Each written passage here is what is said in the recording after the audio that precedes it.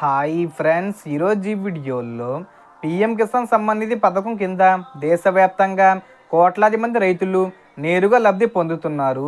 ఇప్పటి వరకు 20 విడత విడుదల కాగా తాజాగా 21 విడత నిధులు రాబోతున్నాయి.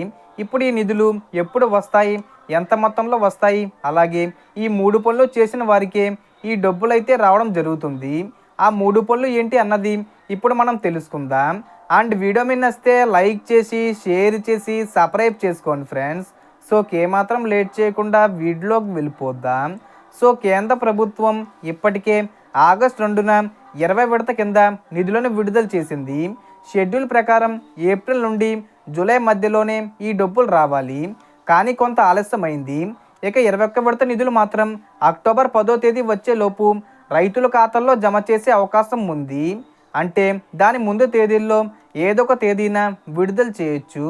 ఈసారి రైతులందరికీ సమయానికి డబ్బు చేరేలా కేంద్రం ప్రత్యేక ప్రణాళికలు వేసింది. మరి పీఎం కిసాన్ పథకం గురించి కాస్త డీటెయిల్గా చూసుకుంటే ఇది 2019లో ప్రారంభమైంది. ప్రతి అర్హులైన రైతు కుటుంబానికి సంవత్సరానికి 6,000 రూపాయలు ఇస్తారు.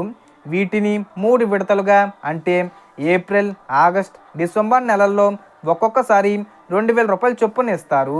ఇప్పటి వరకు 20 విడతల కింద లక్షలాది మంది రైతులు ఈ సహాయం పొందారు. సో ఇప్పుడు ఈ 21 విడత డబ్బులు ఖాతాల్లో పడాలంటే రైతులు ఈ 3 పనులు చేయాలి.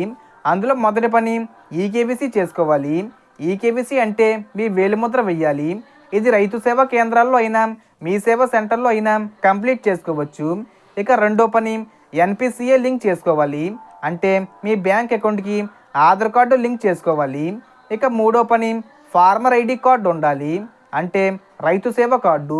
ఈ కార్డు లేకపోతే రైతు సేవ లేదా మీ సేవా సెంటర్లలో అప్లై చేసుకోవాలి. అందుకే రైతు బంధువులారా, మీ గ్రామ వార్డు సచివాలయంలో లేదా ఆన్లైన్ పోర్టల్లో మీ వివరాలు ఒకసారి చెక్ చేసుకోవడం చాలా ముఖ్యం. సో మొత్తం ఇన్ఫర్మేషన్ ఫ్రెండ్స్. మీకు ఈ వీడియో నచ్చితే లైక్ చేయండి, షేర్ చేయండి అండ్ సబ్స్క్రైబ్ చేసుకోండి. Thanks for watching.